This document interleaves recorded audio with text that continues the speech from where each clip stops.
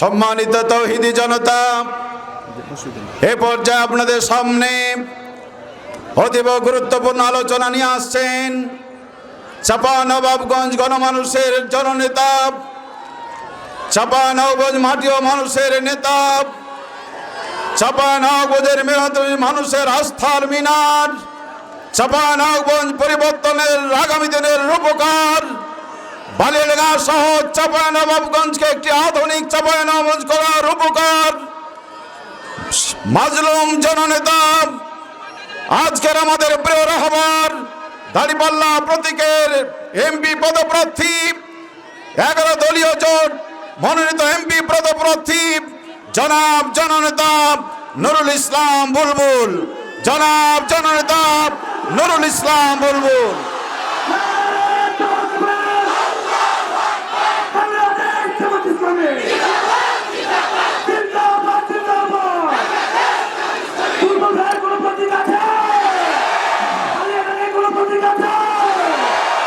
আসসালামু আলাইকুম। জি, স্লোগান বন্ধ হবে।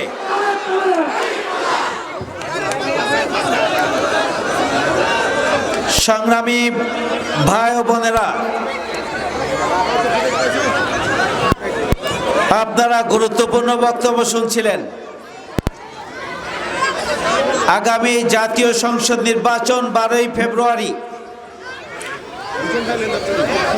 যদি আপনারা ভোট দেন এবং আল্লাহর যদি রহম হয়, আমরা আগামী দিনে সরকার গঠন করতে পারি,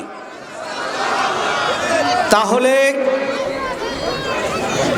ইনশাআল্লাহ আমাদের মা এবং বোনদের অধিকার প্রতিষ্ঠিত করা হবে, সম্মান এবং মর্যাদাকে উচ্চকিত করা হবে, নারী নির্যাতন বন্ধ করা হবে, নারীদের শিক্ষার হার বৃদ্ধির জন্য পদক্ষেপ গ্রহণ করা হবে। আমরা সরকার গঠন করতে পারলে একজন বোন, একজন নারী, শিশু থেকে মাস্টার্স পর্যন্ত লেখাপড়া অবৈতনিক হবে, অর্থাৎ বেতন ছাড়া ফ্রি তারা লেখাপড়া করতে পারবেন।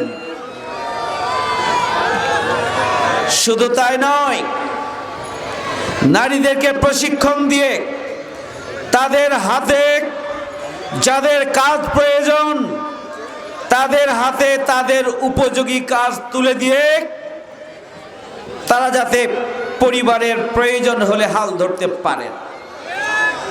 আমাদের মা এবং বোনেরা, কর্মজীবী যারা, তাদের মিল, ফ্যাক্টরি সহ বিভিন্ন প্রতিষ্ঠানে যারা চাকরি করেন, 8 ঘন্টার পরিবর্তে 5 ঘন্টা চাকরি করবেন, 3 ঘন্টা পরিবার দেখবেন, সংসার দেখবেন, সন্তানাদি পালন করবেন। 8 ঘন্টার বেতন তাদেরকে দেওয়া হবে, আর এই 3 ঘন্টার বেতন সরকার পরিশোধ করবে কোম্পানি, ফ্যাক্টরিকে, ইনশাআল্লাহ। আমরা যদি নির্বাচিত হতে পারি, তাহলে মাতৃত্বকালীন সময়ে আমাদের মা এবং বোনদের চিকিৎসা খরচ সম্পূর্ণ ফ্রি থাকবে। যদি আমরা সরকার গঠন করতে পারি, তাহলে শিশু ভূমিষ্ঠ হওয়ার পর থেকে 5 বছর পর্যন্ত তাদের ট্রিটমেন্ট সম্পূর্ণ ফ্রি, আর 60 বছরের পর থেকে পুরুষ নারী নির্বিশেষে 60 বছরের পরে আল্লাহ যতদিন বাঁচিয়ে রাখবেন তাদের চিকিৎসা সেবা সম্পূর্ণ ফ্রি থাকবে, আলহামদুলিল্লাহ। আমরা নারী নির্যাতন বন্ধ করব, নারীদের কাজের পরিবেশ নিশ্চিত করব এবং নারীরা নিরাপদে ঘরে বাইরে যেতে পারবেন সেই ধরনের একটি পরিবেশ আমরা নিশ্চিত করব, ইনশাআল্লাহ। সংগ্রামী ভাই বন্ধুগণ, আমাদের তরুণ এবং যুবক যারা আছেন, যারা আমাদের প্রাণ শক্তি, যারা 5ই আগস্টের গণঅভ্যুত্থানের নেতৃত্ব দিয়েছেন, সেই জুলাই যোদ্ধাদের নেতৃত্বেই আমরা আগামী দিনের নতুন বাংলাদেশকে বিনির্মাণের জন্য স্বপ্ন দেখি। আগামী দিনে যে সরকার হবে তারুণ্য নির্ভর সরকার। তরুণরা আগামী দিনের যে চোখে বাংলাদেশকে দেখতে চান, আগামী দিনে আমরা নির্বাচিত হলে সেই চোখে সেই স্বপ্ন বাস্তবায়নের জন্য আমরা পদক্ষেপ গ্রহণ করব ইনশাআল্লাহ। আমাদের তরুণ এবং যুবকদেরকে আমরা তাদের হাতে বেকার ভাতা নয়, তাদের হাতগুলোকে উন্নত মানের প্রশিক্ষণ দিয়ে কর্মের হাতে আমরা পরিণত করব ইনশাআল্লাহ। তাদের হাতে আমরা কাজ তুলে দেব প্রশিক্ষণের আলোকে, তাদের চাহিদার আলোকে, দক্ষতার আলোকে, তাদের পছন্দের আলোকে আমরা তাদের হাতে উপার্জনের জন্য উপাদান তুলে দেব। আমাদের তরুণরা ভিক্ষা করবে না, আমাদের তরুণরা ওই বেকার ভাতা নেবে না। আমাদের তরুণরা আগামী দিনে আত্মনির্ভরশীল একটি জাতি হিসাবে গড়ে তোলার জন্য, গড়ে ওঠার জন্য ছোট্ট থেকে শুরু করে বড় উদ্যোক্তা হওয়ার মাধ্যমে আগামী দিনে ব্যবসা বাণিজ্যকে বাংলাদেশকে এগিয়ে নেবে ইনশাআল্লাহ। ফ্যামিলি কার্ড, এটা হচ্ছে নতুন ফাঁদ। ফ্যামিলি কার্ড নতুন প্রতারণা। ঘরে ঘরে চাল, ঘরে ঘরে চাকরি, আর 10 টাকা কেজি চালের যে দশা, তার চাইতে খারাপ দশা হচ্ছে ফ্যামিলি কার্ড, কৃষি কার্ড। বিএনপি ক্ষমতায় থাকাকালীন সময়ে কৃষকরা সার নিতে গিয়ে 20 জন একদিন মারা গিয়েছিল। সুতরাং কৃষকদের প্রতি এত দরদ দেখাতে হবে না। আপনারা যে কার্ড নিয়ে খেলছেন সেই কার্ড হচ্ছে একটা প্রতারণার ফাঁদ। অতীতে যেমনি ভাবে প্রতারণা করে ক্ষমতায় যাওয়ার জন্য কিছু কথা ছেড়ে দেওয়া হয়েছিল, এইবারও তথাকথিত কার্ডের মাধ্যমে মূলত পিছন দরজা দিয়ে আবার আমাদের গরিব, অসহায়, দুর্বল ভোটারদেরকে প্রতারিত করে তাদের ভোটটা কোনোভাবে নিতে পারলেই পাগার পার। সুতরাং আপনারা প্রতারিত হবেন না। আমরা চাই আমাদের গরিব, অসহায়, পিছিয়ে পড়া মানুষগুলো আত্মনির্ভরশীল হোক, আত্মসম্মান নিয়ে তারা বেঁচে উঠুক। আমরা অগ্রাধিকারের ভিত্তিতে পিছিয়ে পড়া জনগোষ্ঠী, প্রান্তিক জনগোষ্ঠীর জীবন মান উন্নয়নকে আমরা অগ্রাধিকার দিয়ে ভূমিকা পালন করব ইনশাআল্লাহ। সংগ্রামী ভাইয়ের আমার, কৃষকদের জন্য আমরা নির্বাচিত হলে, আমরা সরকার গঠন করতে পারলে কৃষকদেরকে আমরা বিনা সুদে আমরা ঋণ দেওয়ার ব্যবস্থা করব। শ্রমিকদেরকে মালিক বছরে যা ইনকাম করবে সেই মালিকের লভ্যাংশের 20% শ্রমিকদের মাধ্যমে বন্টন করা হবে, মধ্যে বন্টন করা হবে। শ্রমিক এবং মালিকের সম্পর্ক উন্নয়ন হবে। দুর্নীতি, চাঁদাবাজি আর ঘুষ যদি বন্ধ হয়, মালিকদের এই লভ্যাংশ শ্রমিকদেরকে দিলে তাদের কমে যাবে না, বরং মালিক শ্রমিকের সম্পর্কের কারণে আগামী দিনে ওই কোম্পানি, ওই ফ্যাক্টরি, ওই মিল কারখানা এটা আরো উন্নয়ন ঘটবে ইনশাআল্লাহ। আমাদের তরুণ এবং যুবকরা যারা বিদেশে যান, তারা প্রতারিত হন এজেন্টদের মাধ্যমে। বিদেশে গিয়ে তারা অমানবিক জীবনযাত্রা পরিচালনা করেন। অনেক সময় ভিটামাটি বিক্রি করে বিদেশে যান, কিন্তু যাওয়ার জন্য চেষ্টা চালান, কিন্তু তারা প্রতারিত হন। বিদেশে কষ্টে থাকেন, দেশে অপেক্ষায় থাকেন। বিশেষ করে আমাদের কোরিয়ার প্রশিক্ষিত ভাইয়েরা কোরিয়া যাওয়ার জন্য আপনারা সিলেক্টেড হয়েছেন, কিন্তু রাষ্ট্রীয় কারণে সেই সিলেকশন সম্ভব হচ্ছে না। সংগ্রামী ভাই ও বোনেরা, আমি বলছিলাম আমরা যদি আগামী দিনে নির্বাচিত হতে পারি, আল্লাহ যদি তৌফিক দান করেন, তাহলে আমাদের চাঁপাইনবাবগঞ্জের অনেকগুলো সমস্যা আছে। অগ্রাধিকারের ভিত্তিতে সমস্যাগুলোকে চিহ্নিত করে আমরা ইতিমধ্যে করেছি। 105 দফা ইস্তেহার আমরা দিয়েছি। আমরা অগ্রাধিকারের ভিত্তিতে আমরা সেগুলো সমস্যার সমাধানের জন্য পদক্ষেপ গ্রহণ করব। বিশেষ করে বালিয়াডাঙ্গা একটা সম্ভ্রান্ত এলাকা এবং একটা ঐতিহ্যবাহী এলাকা।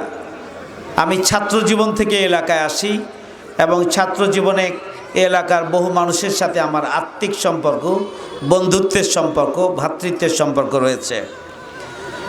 এলাকার মানুষ সবসময় শান্তিপ্রিয় আমরা দেখে আসছি।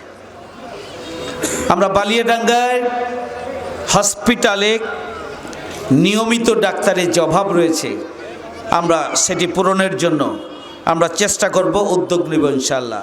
বালিয়াডাঙ্গার ড্রেনেজ ব্যবস্থাপনা খুবই দুর্বল। গোটা চাঁপাইনবাবগঞ্জের ড্রেনেজ ব্যবস্থাপনাটাই বেহাল। এখানে জলাবদ্ধতা আছে এবং এখানে ড্রেনেজ অব্যবস্থাপনার কারণে এখানে জলাবদ্ধতা হয়, পানিবাহিত এবং মশাবাহিত রোগ এখানে বেড়ে যায়। আমরা এখানে নদী ভাঙ্গনের প্রবণতা আছে। আমরা পদ্মা এবং মহানন্দা নদীর তীরে টেকসই বাঁধ নির্মাণের মাধ্যমে আমরা আগামী দিনে নদী ভাঙ্গন কবলিত মানুষগুলোর যাতে করে আর বিপদে পড়তে না হয় সেই জন্য আমরা গুরুত্বের সাথে আমরা পদক্ষেপ নেব। নদীর দুই তীরে টেকসই বাঁধের পাশাপাশি আমরা পর্যটন কেন্দ্র, দৃষ্টিনন্দন পর্যটন কেন্দ্র হিসাবে দুই তীরকে আমরা গড়ে তুলব। আমরা সার্কেল রোড করব, যেখান দিয়ে মেরিন ড্রাইভের আদলে কক্সবাজারে যে মেরিন ড্রাইভ তার আদলে যেন রিভার ড্রাইভ আমরা করতে পারি, তার পাশ দিয়ে ওয়াকিং স্পেস থাকবে। আমরা ইনশাল্লাহ একটা মেগা প্রজেক্ট আমরা প্রস্তুত করে আগামী দিনে সেই প্রজেক্ট বাস্তবায়নের মধ্য দিয়ে নদীর দুই তীরে বসবাসরত মানুষগুলোর স্থায়ী সমস্যার সমাধানের জন্য আমরা পদক্ষেপ গ্রহণ করব ইনশাল্লাহ। আমরা আমাদের বালিয়াডাঙ্গাতে ব্রিজ হবে ইনশাআল্লাহ। সাব্বির যে ব্রিজের জন্য উদ্যোগ নিচ্ছেন, বালিয়াডাঙ্গাতে ব্রিজ হবে ইনশাআল্লাহ। পাশাপাশি যাদুপুর এবং নয়াগোলা হাটে আরেকটি ব্রিজ হবে। তাতে কোনো সমস্যা আছে? দুইটা ব্রিজই হবে ইনশাআল্লাহ আগামী দিনে। আমরা দুইটা ব্রিজ করব। খুবই দুর্ভাগ্যজনক, কেউ যখন কোনো একটা উদ্যোগ নেয় ক্রেডিট নেওয়ার জন্য ওটা দরকার নাই, ওটা করতে চাই আমরা। এই ক্রেডিট বাজির রাজনীতি যারা করেন তাদেরকে আগামী নির্বাচনে প্রত্যাখ্যান করতে হবে। সাব্বির একজন বিশিষ্ট ব্যক্তিত্ব, প্রফেশনালিজম রয়েছে তার মধ্যে, শান্ত, ভদ্র এবং একজন অমায়িক আচরণের মানুষ। আপনারা জানেন তিনি প্রধান উপদেষ্টার বিশেষ সহকারী হিসাবে দায়িত্ব পালন করার সুবাদে চাঁপাইনবাবগঞ্জের উন্নয়নের জন্য, শুধু বালিয়াডাঙ্গা নয়, চাঁপাইনবাবগঞ্জের সার্বিক উন্নয়নের জন্য এবং চাঁপাইনবাবগঞ্জের বহুবিধ সমস্যার সমাধানের জন্য তিনি ভূমিকা পালন করে চলেছেন।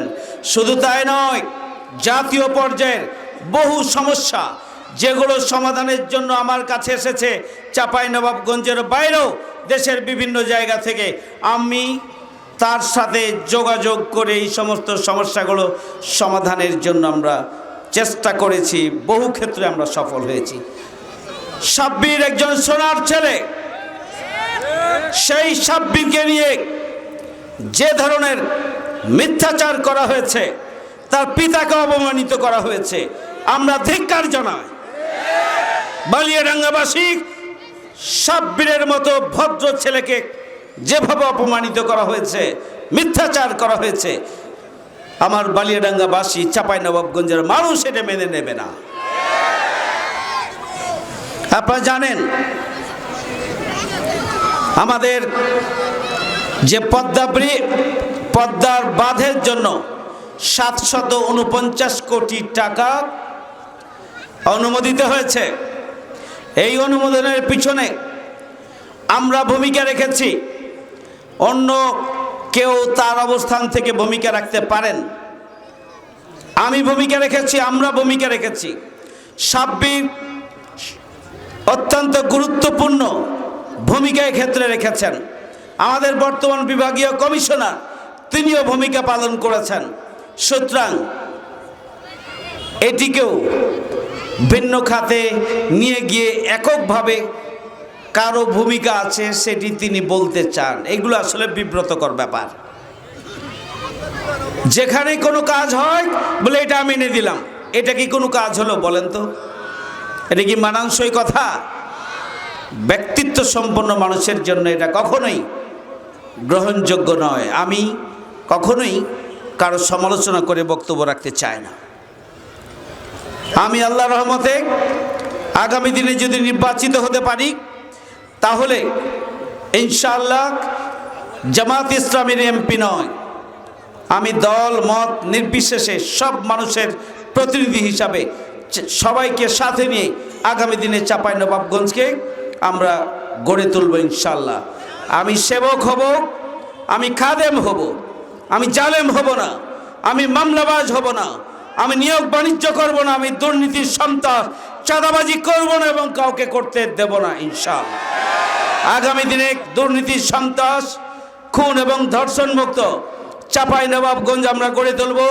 মানবিক চাঁপাইনবাবগঞ্জ, নিরাপদ চাঁপাইনবাবগঞ্জ, বসবাসযোগ্য চাঁপাইনবাবগঞ্জ গড়ে তুলব ইনশাআল্লাহ। আর মাত্র 3 দিন বাকি আছে।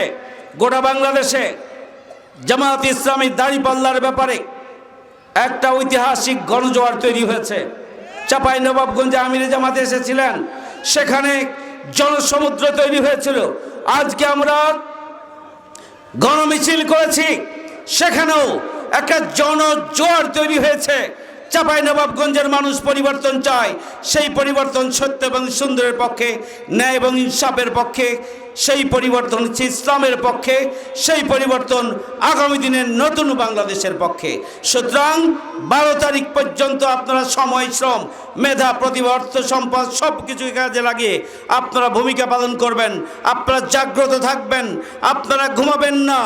আপনারা কোনো বাদুড় অথবা অন্য কেউ রাতের বেলা হুতুম পেঁচা যেন আমাদের ভোটের মাঠ নষ্ট করতে না পারে, ফসল যেন নষ্ট করতে না পারে, এই জন্য আমাদেরকে সজাগ এবং সচেতন থাকতে হবে। আমাদেরকে আল্লাহর সাহায্য চাইতে হবে।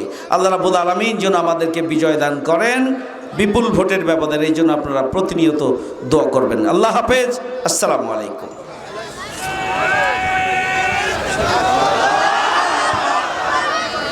আলহামদুলিল্লাহ, আপনারা যেভাবে এসেছেন সুশৃঙ্খলভাবে